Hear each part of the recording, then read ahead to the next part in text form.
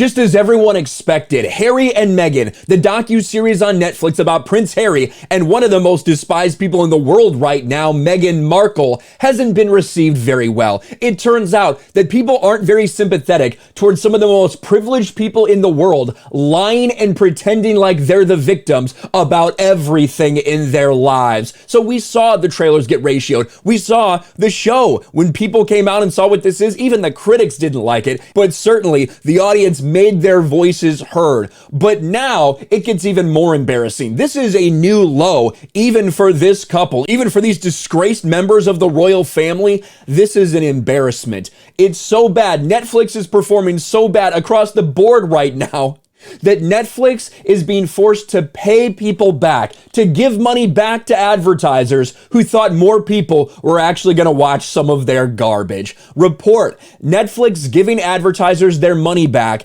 after missing viewership targets. Now, obviously, this doesn't just surround Harry and Meghan, but considering for the past 2 weeks, that has been the biggest draw on Netflix. That was #1 on Netflix, all of these things. This is a direct indictment of this series. That Netflix, after introducing an ad-based tier just over a month ago, are already being forced to hang their heads and go back to advertisers and give them their money back because the clicks have been dreadful, because people aren't tuning in. What an absolute embarrassment.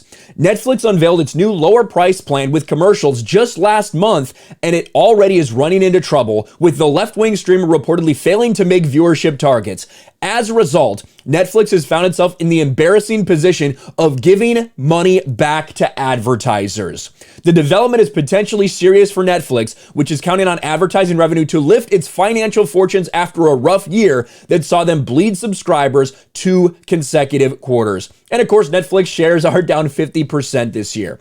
On Thursday, this is crazy. This number is insane. It would be one thing if they just fell a little bit short, but when you have garbage like this that gets put out there constantly, and when overwhelmingly on Netflix, it's just trash. A lot of the times it's identity politics driven woke garbage as opposed to actually quality entertainment. This shouldn't be a surprise that people simply aren't using it as much. On Thursday, Digiday reported Netflix is falling short of ad-supported viewership guarantees made to advertisers and is allowing advertisers to take their money back for ads that have not run.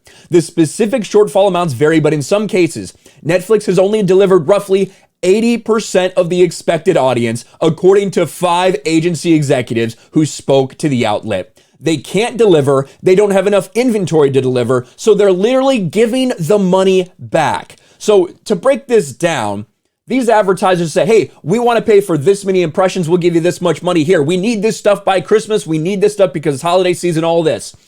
And Netflix has failed to the point where they are giving the money back to these advertisers because they don't have the audience anymore. They don't have the people to actually push these ads to.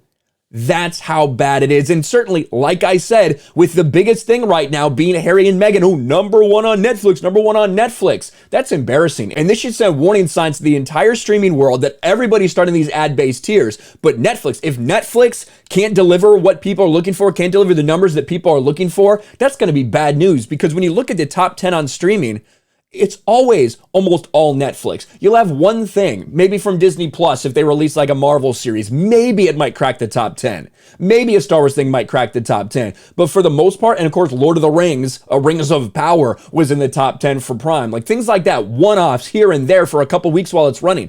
Primarily, it's all Netflix. So if they can't do it, that's bad news for the entire streaming industry as a whole. But I certainly think it's just one more embarrassing moment. This ad-supported tier that's only been out a few weeks, right? Only been out about 6 weeks or so. This docu-series has been out for 2 of those weeks, especially in the lead up to this Christmas push.